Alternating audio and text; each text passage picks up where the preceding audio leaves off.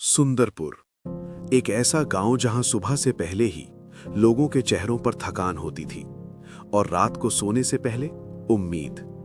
गांव के बिल्कुल किनारे एक कच्चा सा घर था। मिट्टी की दीवारें, टूटा हुआ दरवाजा और छत से टपकता पानी। इसी घर में रहता था आरव। आरव कोई खास इंसान नहीं था। ना उसके पास पैसा था, ना शिक्षा, ना पहचान। उसके पास सिर्फ एक चीज थी, उसका दिल। सुबह होने से पहले ही आरव की आंख खुल जाती थी।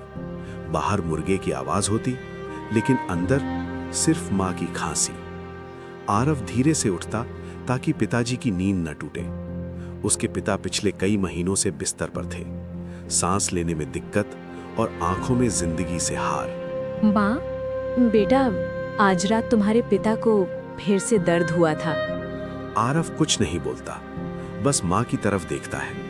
उसकी मां की आंखों के नीचे गहरे काले घेरे थे। अगर इस बार भी मैं कुछ नहीं कर पाया तो मैं अपने आप को कभी माफ नहीं कर पाऊंगा।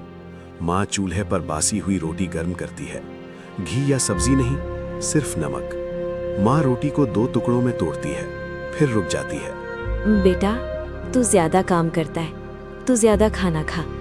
आरव रोटी का बड़ा टुकड़ा मां के हाथ में रख देता है। मां, आज खेतों में ज्यादा काम है, भूख बाद में लगेगी। सच ये था कि आरव को पता था कि अगर वो नहीं संभला तो मां और पिता कुछ भी नहीं खा पाएंगे। आरव अपनी फटी चप्पल पहनता है और खेतों की तरफ चल पड़ता है।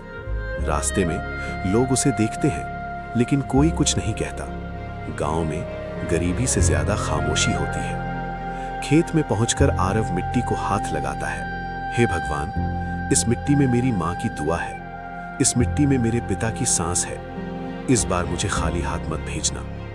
बीज बोते वक्त उसके हाथ कांप रहे थे, लेकिन दिल अभी भी जिंदा था। तभी पीछे से आवाज आती है, सना है, तेरे पिता ज्यादा दिन के मेहमान नहीं।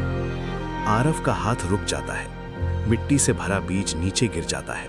रोहन, गरीबी दर्द देती है, लेकिन तुम जैसे लोग जख्म देते हैं। रोहन हंसता है और चला जाता है। आरव फिर से झुक जाता है और बीज बोना शुरू करता है। उस वक्त आरव को नहीं पता था कि यही बीज उसकी जिंदगी का सबसे बड़ा इम्तिहान बनने वाले हैं। और यही कहानी सिर्फ फसल की नहीं,